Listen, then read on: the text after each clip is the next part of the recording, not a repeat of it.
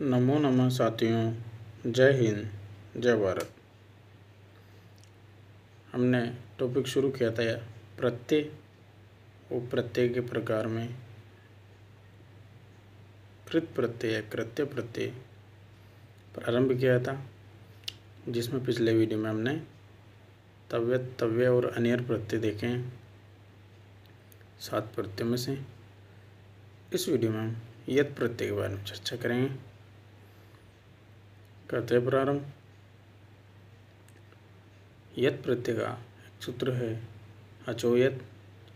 यह सूत्र कहता है कि जिन धातुओं के अंत में स्वर आता है, अच का मतलब स्वर, जिन धातुओं के अंत में स्वर आता है वे अजंत धातुएं कहलाती है, और अजंत धातुओं में योग्य अर्थ में या चाहिए अर्थ में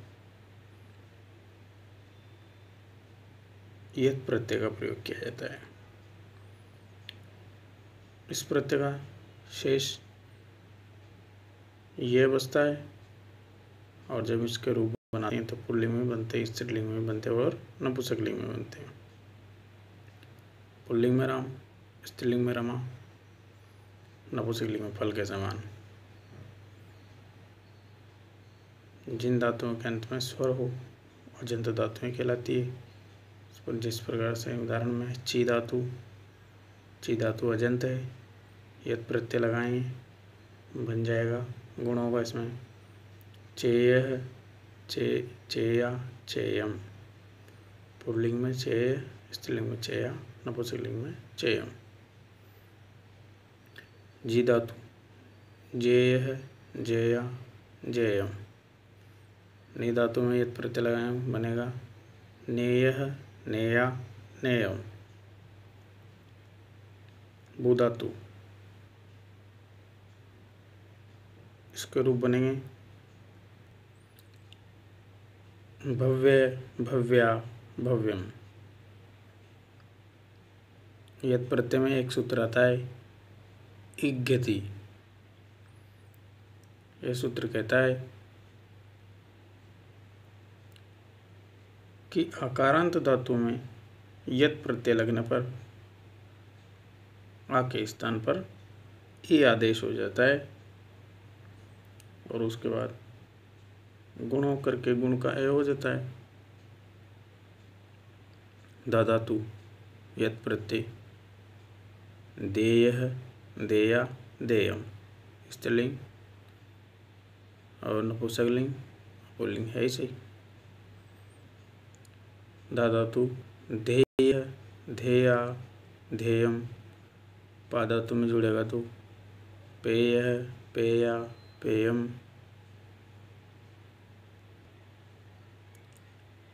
इसी क्रम में यत प्रत्यय के अंदर ही सूत्र आता है पोर दुग्धात। वह सूत्र कहता है कि प वर्गांतात अदुग्धात च धातु यच्चात।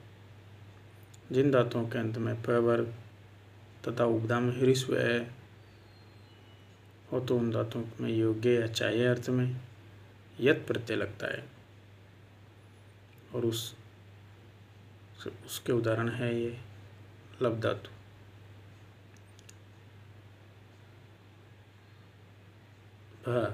भ किस में आता है प वर्ग में, इसलिए उस सूत्र की शर्त पूरी कर रहा है। लब यत प्रत्यय जोड़ेंगे तो बनेगा लभ्य, लभ्या, लभ्यम।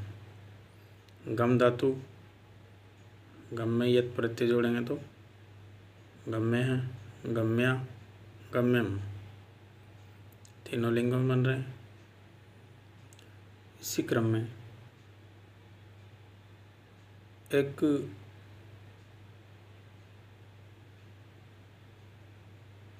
सूत्र है जिसे वार्तिक कहा जाएगा।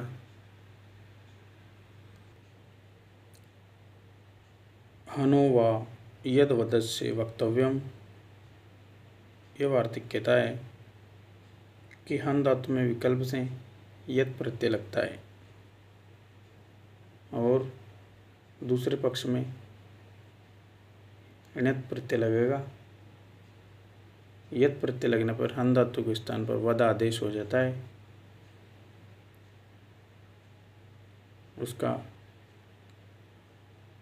हन धातु में यत प्रत्यय करेंगे तो बनता है वद्य, मानने योग्य। और हन धातु में ण्यत प्रत्यय करेंगे तो बन जाएगा गात्य।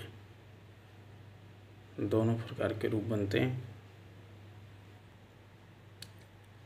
इसी वार्तिकों क्रम में एक वार्तिक होता है जो है गद पद मद चर यमस्यानुपसर्गे, यानी कुछ इन 5 शब्द हैं गद पद मद चर यम। इन शब्दों के योग में योग्य अर्थ में यत प्रत्यय लगता है। जैसे गद है, गद धातु है, गद धातु में यत प्रत्यय लगाएंगे तो बनेगा गद्यम। पद धातु में लगाएंगे तो पद्यम। मद धातु में लगाएंगे तो मध्यम। चर धातु में चर्यम। यम धातु में यम्यम। इन सब में यत प्रत्यय है, इसलिए इस वार्तिक का प्रयोग किया गया है। और एक और वार्तिक आता है जिसे शकी से, वह वार्तिक कहता है कि शक धातु और सह धातुओं में भी योग्य अर्थ में यत प्रत्यय लगता है। और यत प्रत्यय लगने पर शक धातु में लगेगा तो शक्य, और सह धातु में लगेगा तो सही है। तो ये हमने यत प्रत्यय पढ़ा आज। जयतु संस्कृतम जयतु भारतम।